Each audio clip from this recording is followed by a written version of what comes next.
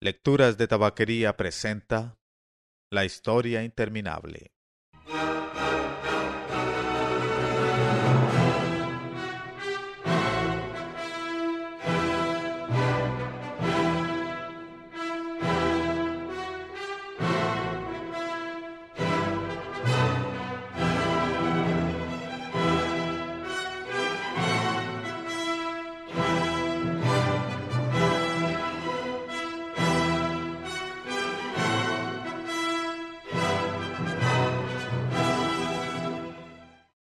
XIV. Goab, el desierto de colores. Nunca había dormido Bastián tanto ni tan profundamente como en aquella gigantesca flor de resplandor rojizo. Cuando abrió los ojos vio que el cielo de la noche, de un negro aterciopelado, seguía formando su bóveda sobre él. Se estiró y sintió satisfecho la fuerza maravillosa de sus miembros. Y otra vez, sin que se hubiera dado cuenta de ello, había sufrido una transformación. Su deseo de ser fuerte se había cumplido. Cuando se puso en pie y miró por el borde de la gigantesca flor, comprobó que Perelín, aparentemente, había dejado poco a poco de crecer. La selva nocturna no había cambiado mucho.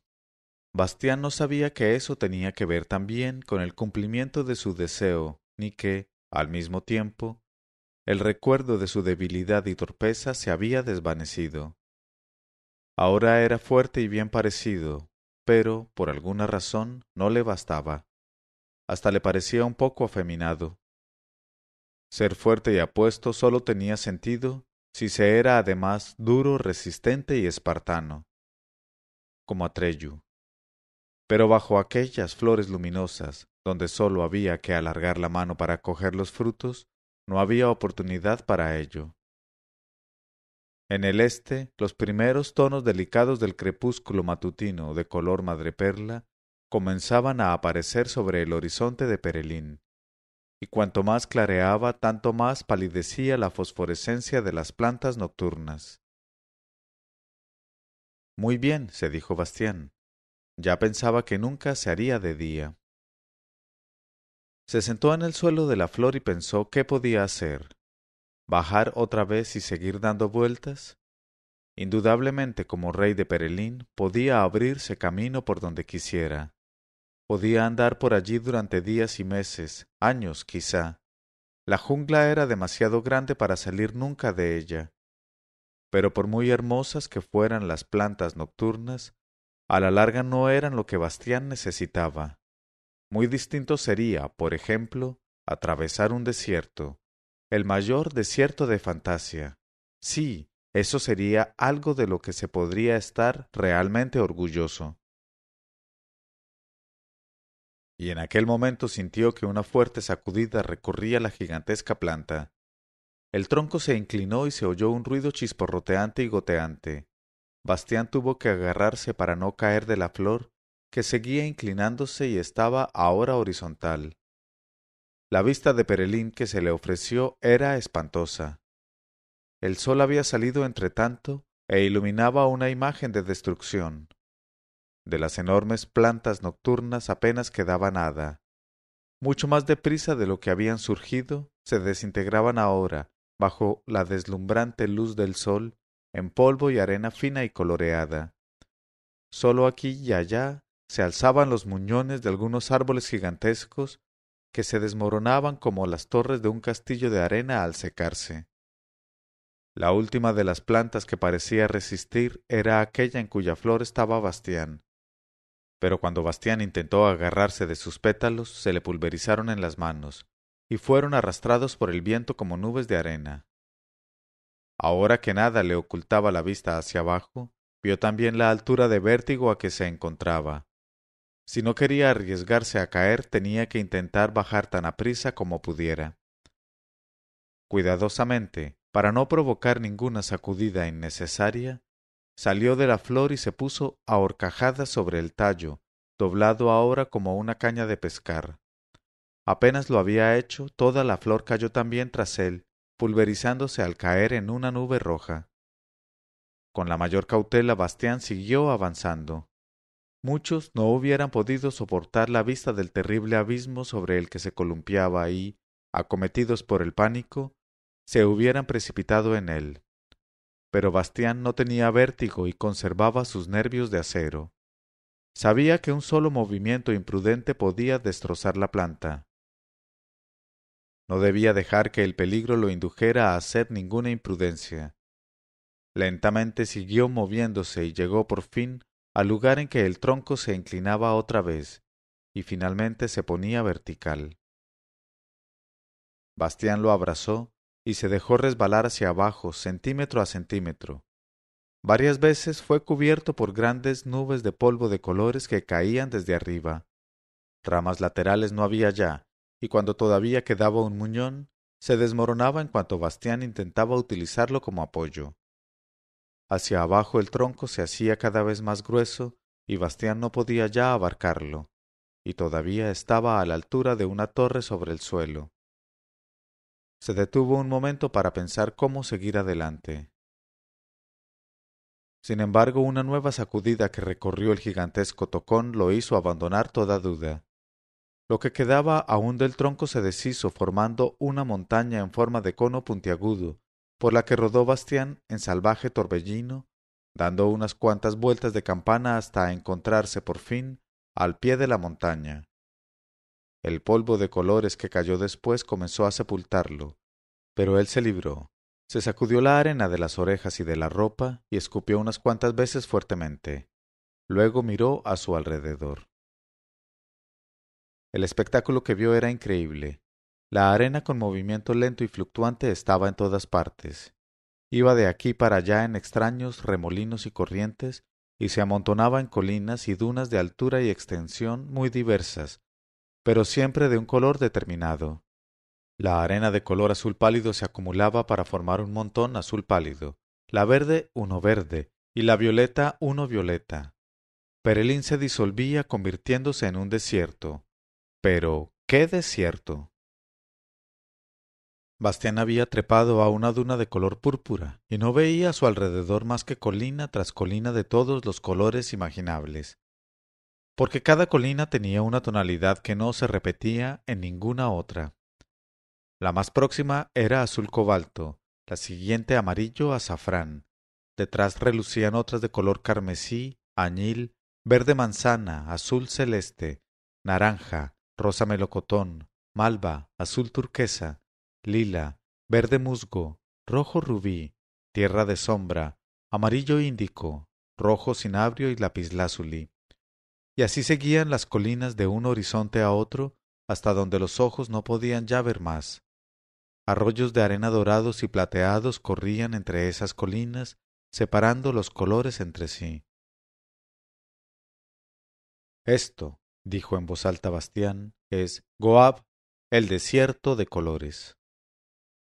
El sol subía más y más y el calor se hacía sofocante.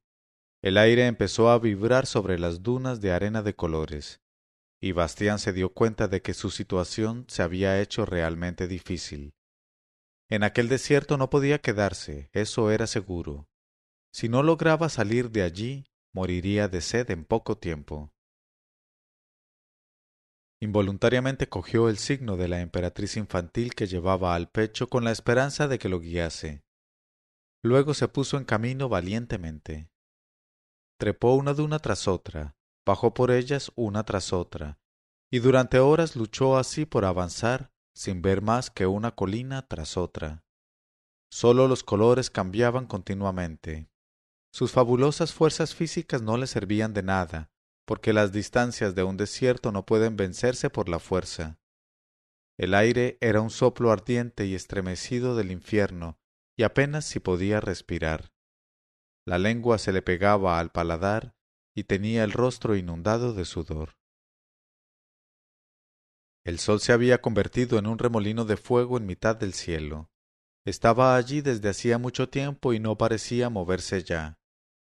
El día del desierto duraba tanto como la noche de Perelín. Bastián siguió adelante, siempre adelante.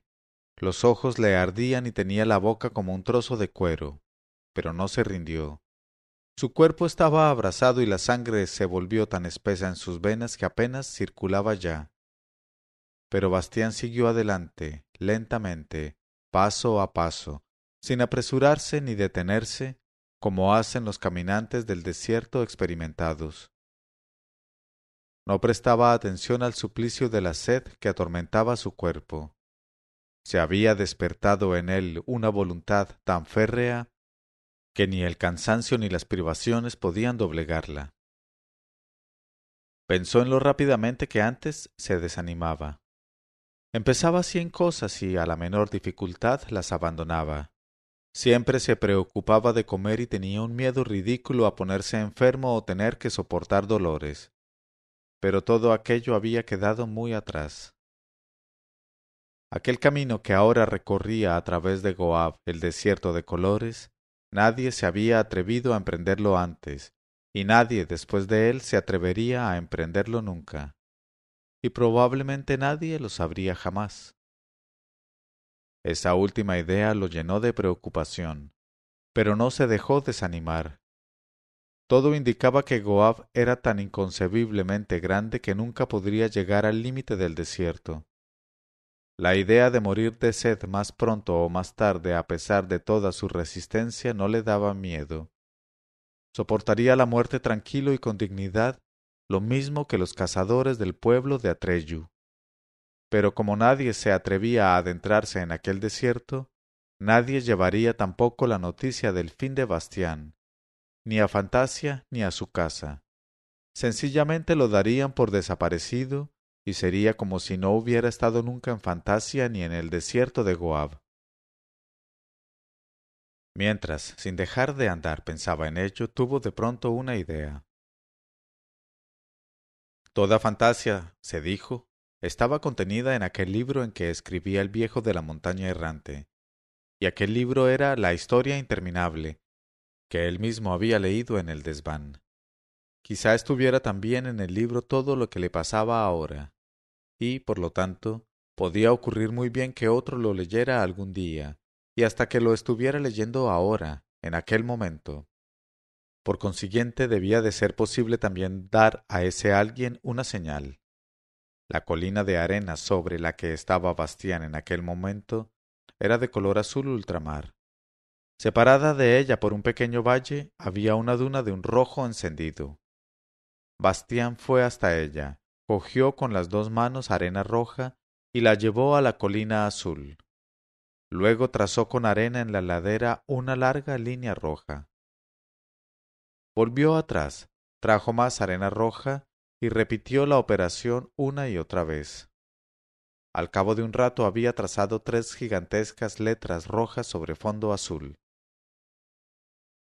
B, B, B. Contento contempló su obra. Aquello no podía dejar de verlo nadie que leyera la historia interminable. Le pasara a él lo que le pasara, se sabría dónde había quedado. Se sentó en la cima del monte de color rojo encendido y descansó un poco. Las 3 letras brillaban deslumbradoras bajo el sol abrasador del desierto. Otra vez se había borrado en Bastián una parte de su memoria del mundo de los seres humanos. Ya no sabía que antes había sido sensible, hasta quejica a veces. Su resistencia y su dureza lo llenaban de orgullo, pero ya se anunciaba en él un nuevo deseo. Desde luego no tengo miedo, dijo para sí como acostumbraba, pero me falta el verdadero valor. Soportar privaciones y aguantar fatigas es algo grande, pero la audacia y el valor son otra cosa. Me gustaría correr una verdadera aventura que exigiera un valor temerario.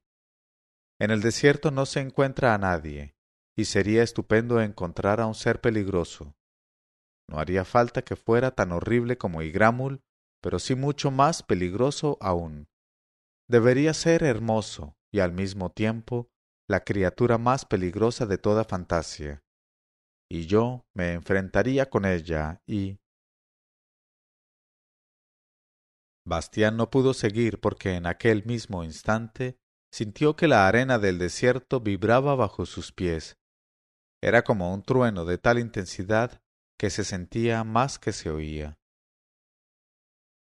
Bastián se volvió y vio en el lejano horizonte del desierto una aparición que, al principio, no pudo explicarse. Algo se movía como un bólido a toda velocidad. Con rapidez increíble describió un amplio círculo en torno al lugar en que estaba Bastián, y luego, de pronto, vino directamente hacia él. En el aire vibrante de calor, que hacía que todos los contornos se estremecieran como llamas, aquel ser parecía un demonio de fuego danzante. El miedo se apoderó de Bastián y antes de haberlo pensado bien, había corrido al valle que había entre la duna roja y la azul para ocultarse de aquel ser de fuego que se acercaba. Pero apenas estuvo allí se avergonzó de su miedo y se dominó. Cogió a Aurin de su pecho y sintió cómo todo el valor que acababa de desear se precipitaba en su corazón, llenándolo por completo. Entonces oyó otra vez aquel trueno profundo que hacía temblar el suelo del desierto, pero esta vez muy cercano. Levantó la vista. Sobre la cumbre de la duna de color rojo encendido había un león gigantesco.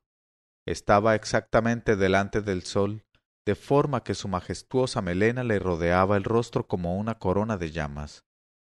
Pero aquella melena, y también el resto de su piel, no era amarilla, como suele ser en los leones, sino de un rojo tan encendido como el de la arena en que se encontraba.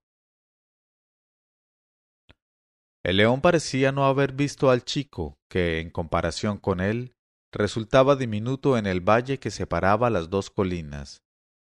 Miraba, más bien, las letras rojas que cubrían la colina de enfrente, y entonces dejó oír otra vez su poderosa voz y retumbante. —¿Quién ha hecho eso? —Yo —dijo Bastián—. ¿Y qué quiere decir? —Es mi nombre —respondió Bastián—. Me llamo Bastián Baltasar Bux.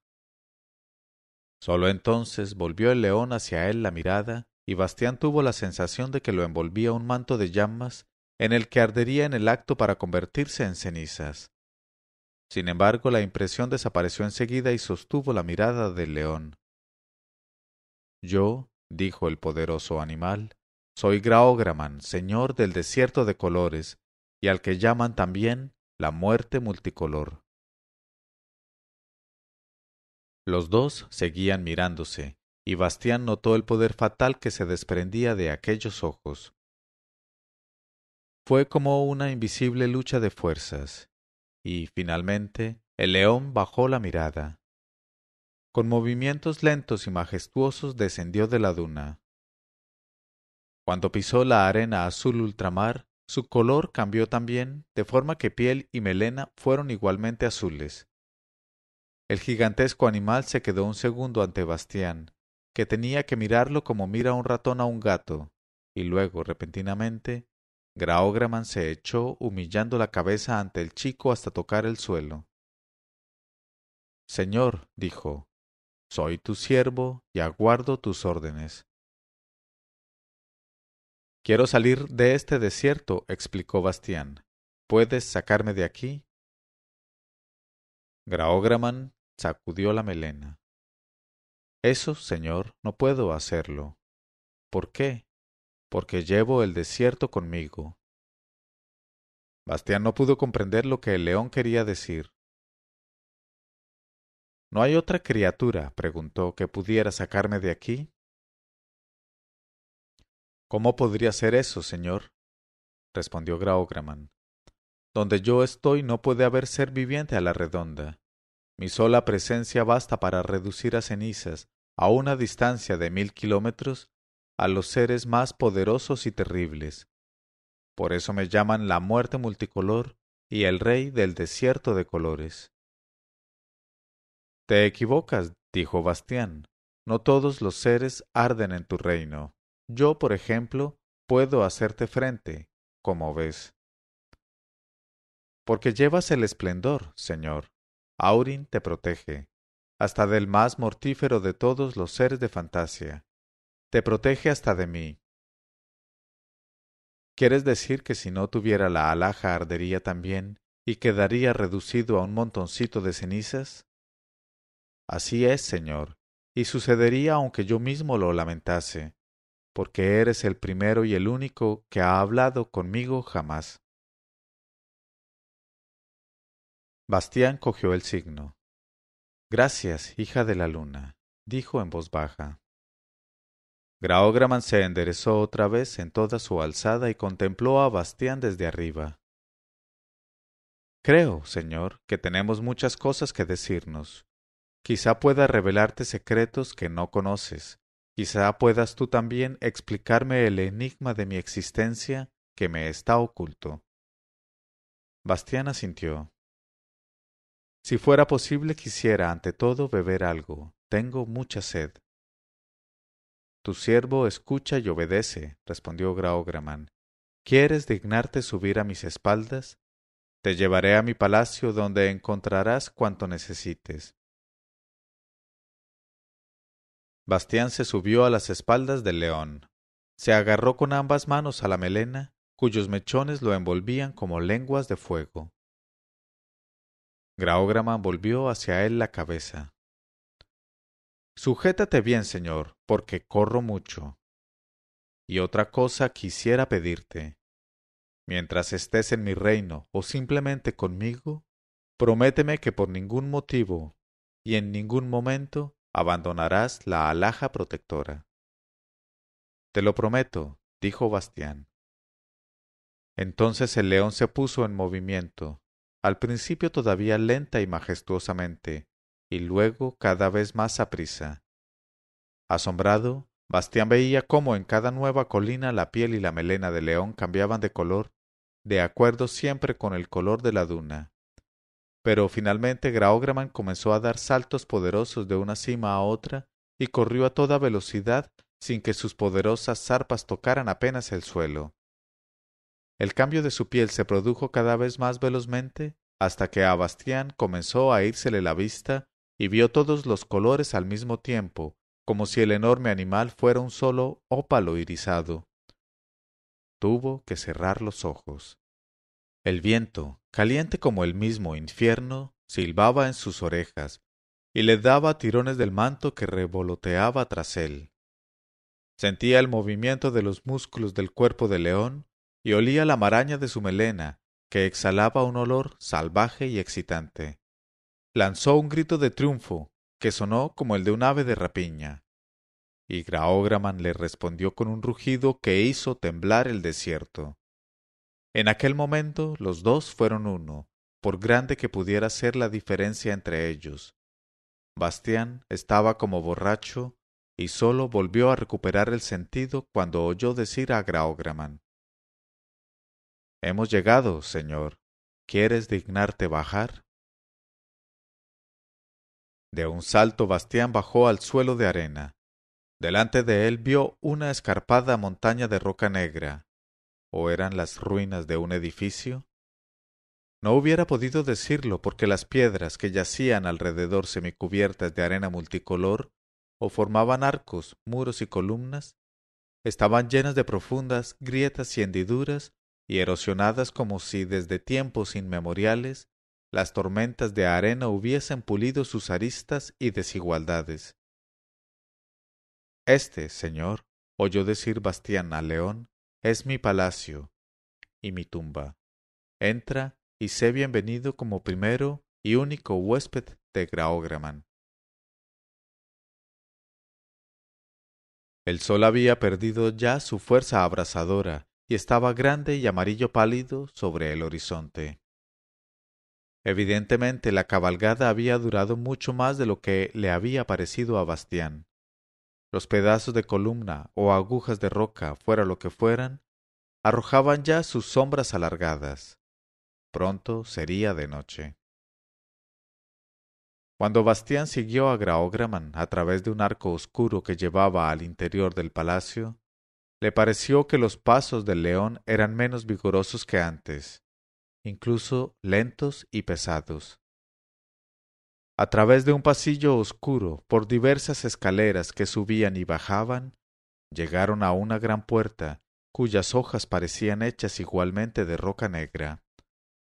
Cuando Graógraman se dirigió a ella, la puerta se abrió por sí sola, y cuando Bastián hubo entrado también, se cerró de nuevo tras él.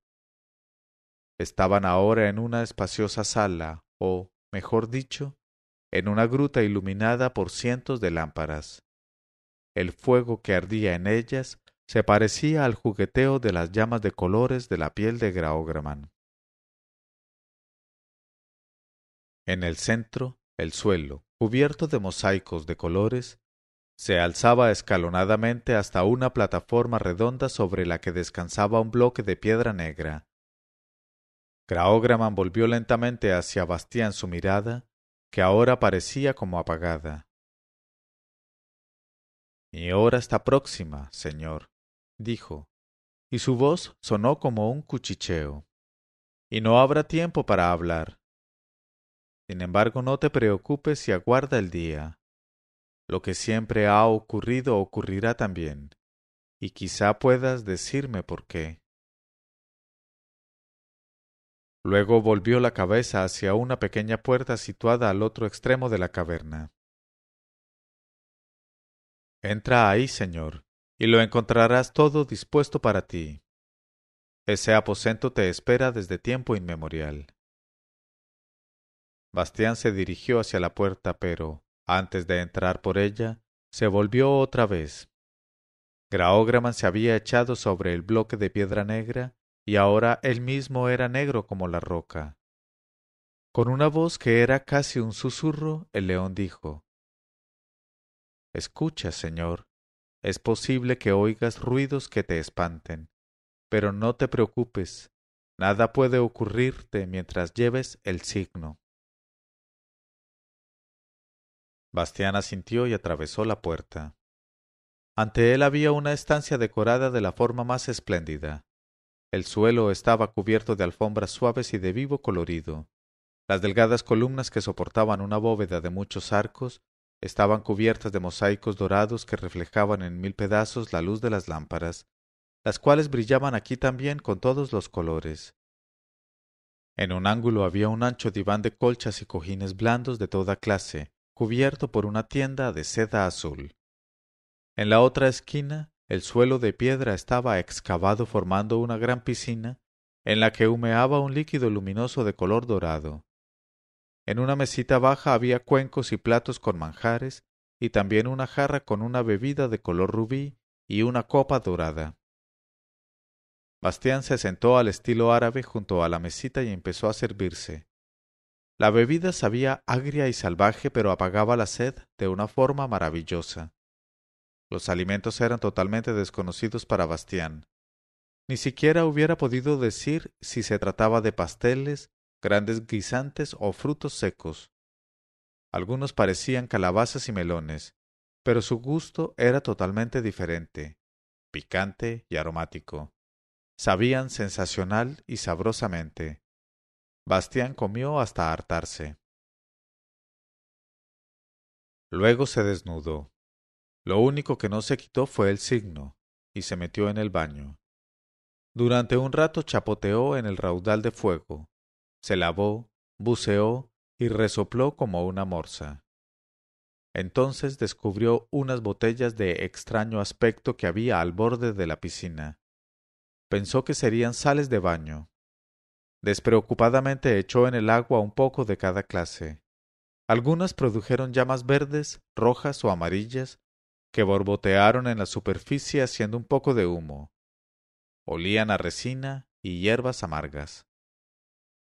Finalmente Bastián salió del baño, se secó con suaves toallas que había dispuestas y se vistió de nuevo.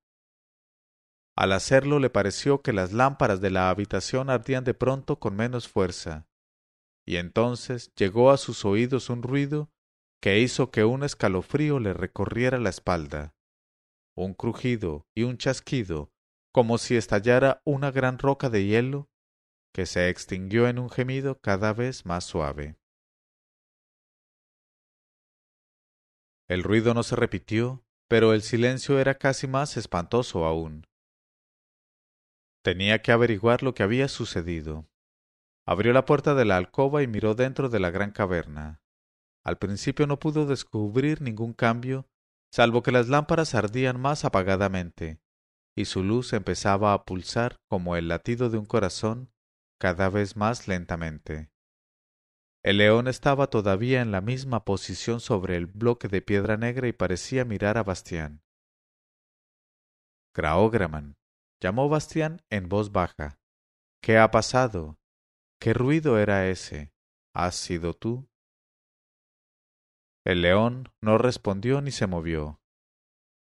Pero cuando Bastián se dirigió hacia él, lo siguió con los ojos.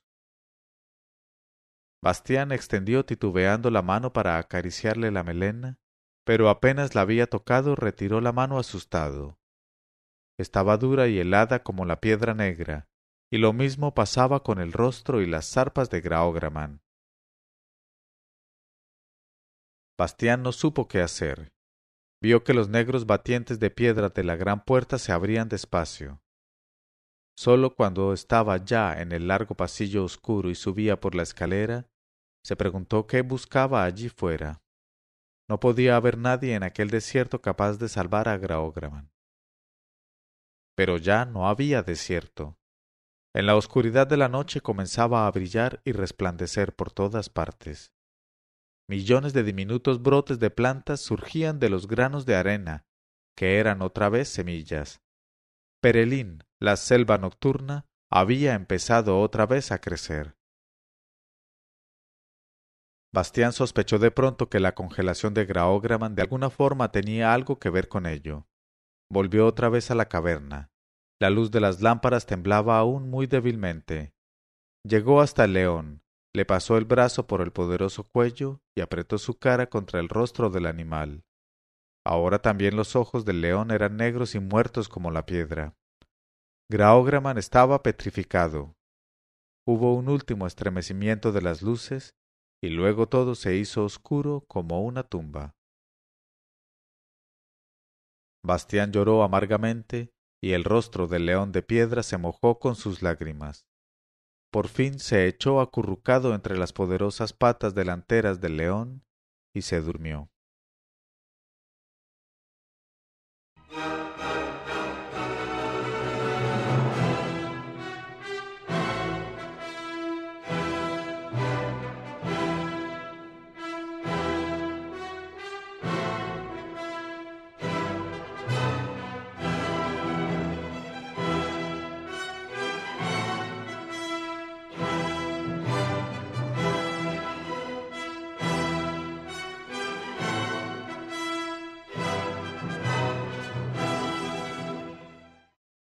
Leyeron este capítulo Mauricio Duque Arrubla y Claudia Lozano.